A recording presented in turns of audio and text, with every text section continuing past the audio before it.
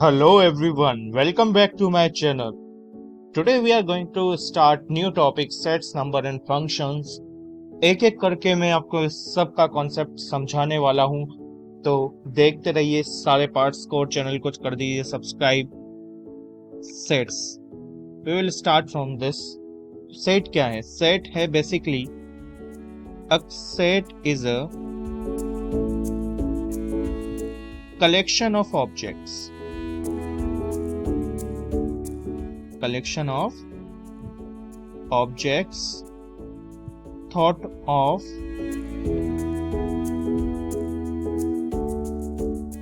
as a whole.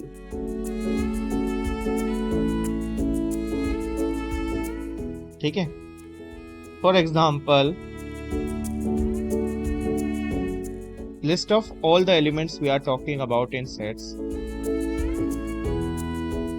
If I am writing f is equal to, इसमें curly bracket लगाइए, 2 4 6 8।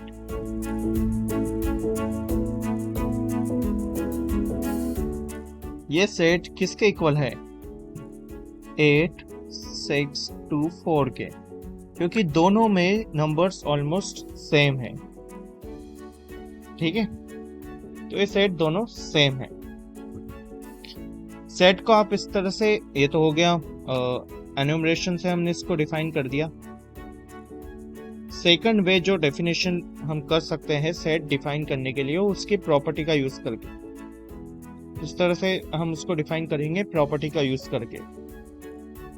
For example, अगर हम लिखते हैं एस एक सेट है, x is an such that x is an even number between 1 to 11 या 1 to 5।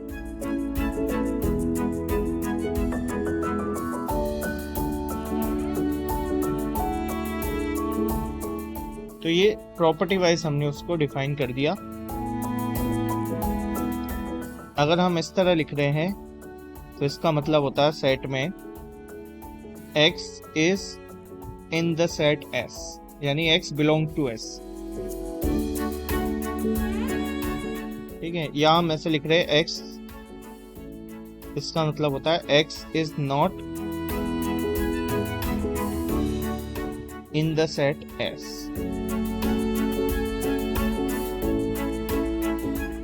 For example, मैं आपको एग्जाम्पल देके समझाता हूँ।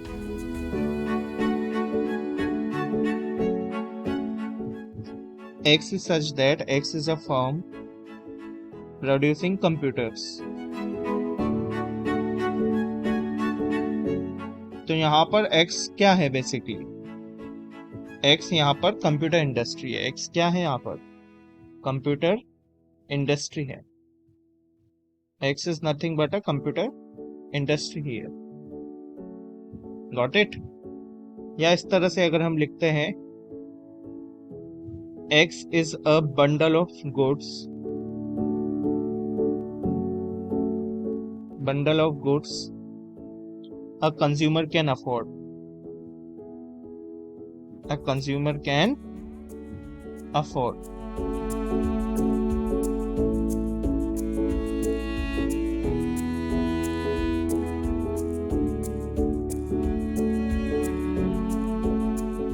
can afford।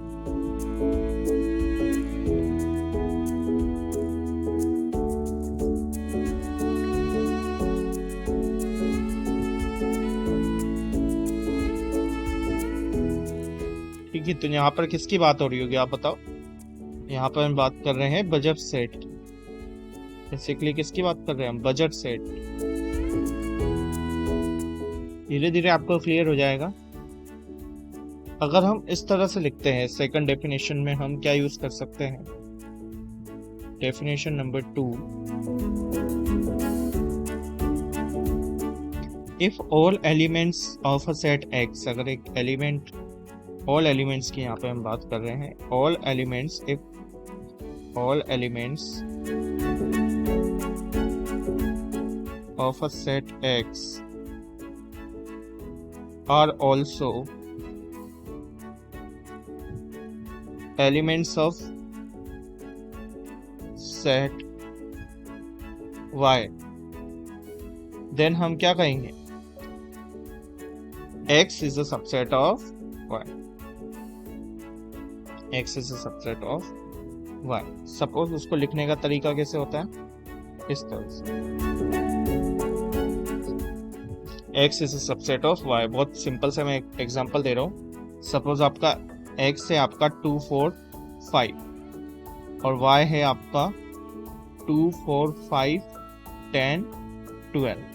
तो यहाँ आप देख सकते हो ये 3 एलिमेंट्स प्रेजेंट हैं, तो यहाँ पर x is a subset of y। I hope you are going to understand. अगर इनको रिलेट करते हैं एक प्रैक्टिकल वे में, तो जितनी भी कंप्यूटर इंडस्ट्रीज हैं, कंप्यूटर इंडस्ट्री है, वो सब किसका पार्ट है, all are part of IT industries. Do you remember, हमने अभी जो कंप्यूटर इंडस्ट्री क्या होता है, जो फर्म प्रोड्यूस करता है कंप्यूटर्स को, तो हमारा सेट हो गया। ये सेट प्रोड्यूस करने वाला x किससे बिलोंग करता है, y। इस तरह से हम उसको लिख सकते हैं। तो जो कंपनी प्रोड्यूस करती है कंप्यूटर्स, वो है हमारा सेट x, और x बेसिकली सबसेट है y का, आईटी इंडस्ट्रीज का। तो इस तरह हम उसको रिलेट कर सकते हैं। थर्ड डेफिनेशन में आपको बताने वाला हूँ। थर्ड डेफिनेशन देखिए आप,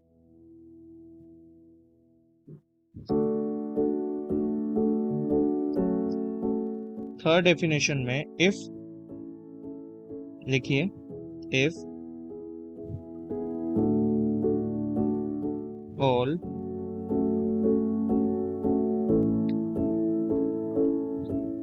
the elements,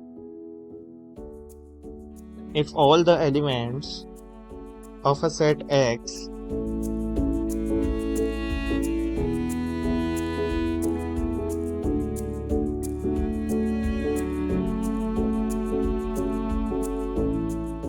if all the elements of set X are also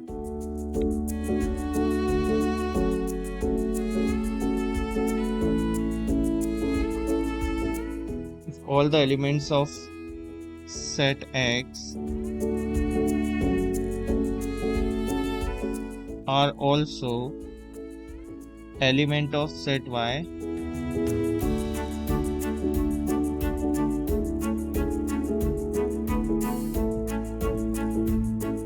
but not all the elements of Y are in X, then X is proper subset. कौन सा सबसेट बोलते हैं इसे, proper subset. So X is known as proper subset. It could be written as X is proper subset of Y. X is proper subset of Y. ठीक है, next point लिख लीजिए, definition 4 set का। Two sets, अगर आपके पास दो sets हैं X and Y are equal,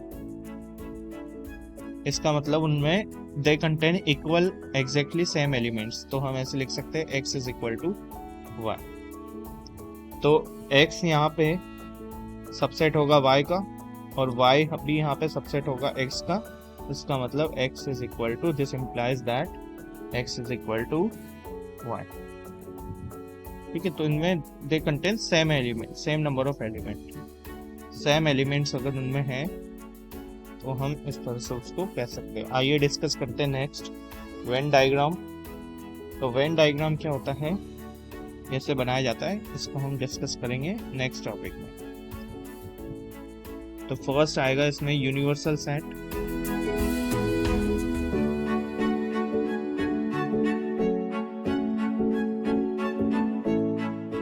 universal set, ठीक है। तो the set that contain all possible objects under consideration. तो जितने भी ऑब्जेक्ट्स हम कंसिडर कर रहे हैं इसमें वो सब होंगे। Set contain all possible objects under consideration.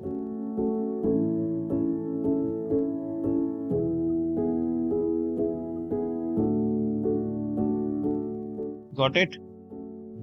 तो फॉर एग्जांपल हम यहाँ पे अगर ये इस तरह का बॉक्स बनाते हैं, इसको यू लिख देते हैं, तो यहाँ पर ये ए है, तो this you is your universal set.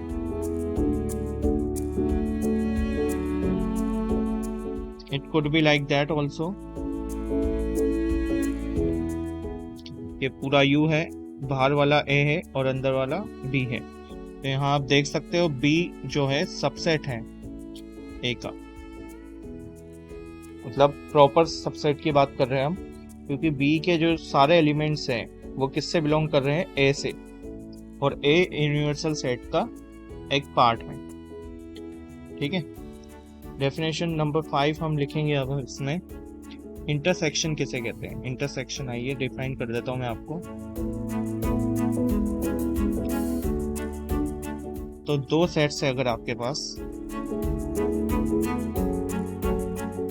Two sets,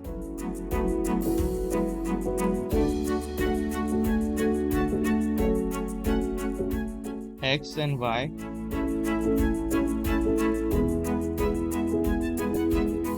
ठीक है। तो जो इन दोनों में कॉमन होगा, क्या होगा? इन दोनों में जो कॉमन होगा वो किसका पार्ट होगा? इंटरसेक्शन का पार्ट होगा। जो इन दोनों में कॉमन होता है वो किसका पार्ट होता है? इंटरसेक्शन। कैसे इसको रिप्रेजेंट किया जाता है? इस तरह से। इसका मतलब क्या है? इसका मतलब है बड़ा सिंपल सा,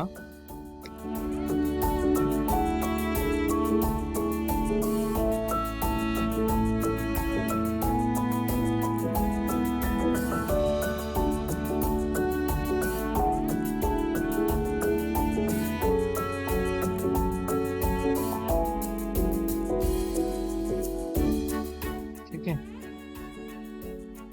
तो यहाँ पर x एक ऐसा एलिमेंट है, ये जो x है स्मॉल x, ये एक ऐसा एलिमेंट है जो x बिलोंग करता है x से, कैपिटल X से भी, और x बिलोंग करता है कैपिटल Y से भी। तो इसको ड्रॉ करके मैं आपको बता देता हूँ। सपोज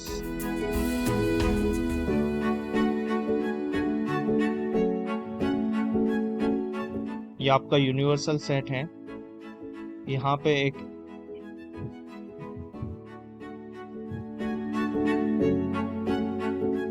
ए है, ए बी है, तो ये जो पार्ट मैंने कवर किया है this is known as A intersection B, क्योंकि वो ए में से भी बिलोंग करता है और बी से भी बिलोंग करता है। इसको लिखते कैसे है वो भी बता देता हूं मैं आपको।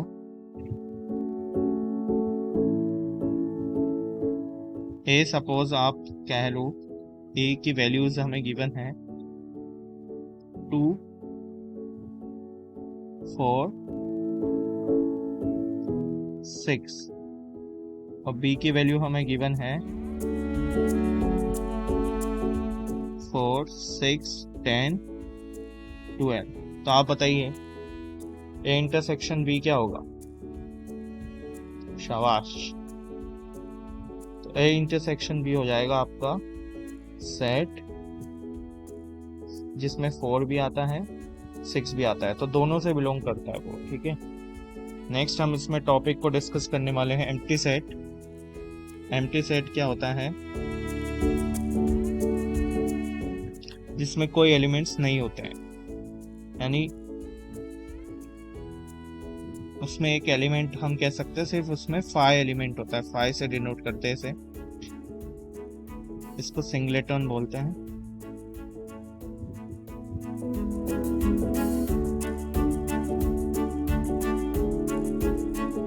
ठीक है।